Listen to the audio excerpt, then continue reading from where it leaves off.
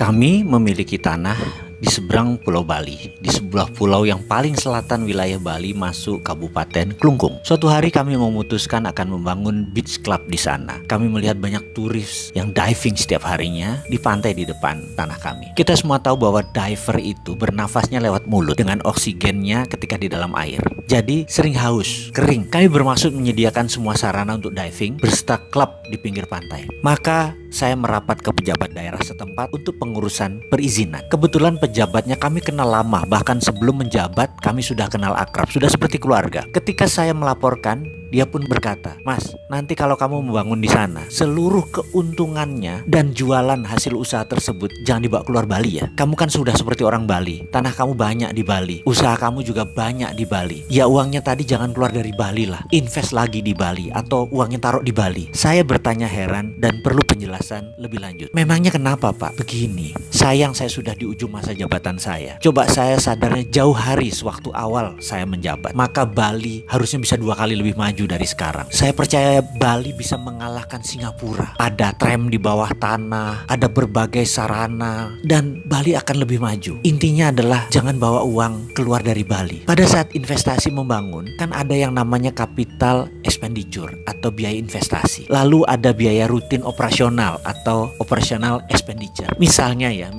kamu invest 100 miliar, lalu sales kamu katakanlah 30 miliar per tahun. OPEX-nya anggap kira-kira 10 miliar, yang 20 miliar adalah keluar dari Bali karena untuk bayar investasi lagi, CAPEX-nya kamu. Bayangkan, kalau uang itu 100% mengendap di Bali, saya rasa mereka akan membangun terus berbagai sarana, bukan melulu hotel, ada ratusan macam bisnis. Ada ratusan sarana seperti jalanan, rumah sakit, dan lain sebagainya akan tumbuh. Sayangnya di Bali ini investasinya 80% uangnya keluar dari Bali. Hanya 20%-an aja yang tinggal di Bali sebagai operation expenditure, yang CAPEX keluar dari Bali. Padahal mereka itu orang Bali sendiri. Malah begitu untung malah taruh uangnya di Jakarta, diletakkan di negara lain. Itu yang saya sayangkan. Jadi kamu setelah membangun usaha di Bali, usaha tersebut jalan, usahakan uangnya diputar lagi di Bali. OPEX dan CAPEX-nya tadi. CAPEX-nya tadi diputar lagi atau simpan di Bali. Saya yakin ekonomi Bali akan tumbuh 3 kali lipat. Sarana dan semua kebutuhan di Bali menjadi tumbuh sangat cepat. Kalau kamu nggak janji ya uang Bali untuk Bali, maka izin ini akan saya pertanyakan berkali-kali sampai kamu sanggup membantu Bali. Saya tanpa berpikir panjang menjawab, "Pasti Pak, saya di Bali itu udah 40 tahun bolak-balik, sudah jadi rumah kedua saya. Rumah saya di sini pun banyak dan saya tinggal di sini kok. Pasti saya putar di Bali." Kemudian dia menjawab, "Ini hanya komitmen loh ya, hanya oral. Jadi hanya komitmen di dalam hati. Secara moral dan semangat membangun Bali, itu tok kok yang saya tuntut." "Gak apa-apa Pak, saya setuju," saya bilang begitu. Lalu saya tanya, "Kalau yang direct investment asing yang masuk Indonesia itu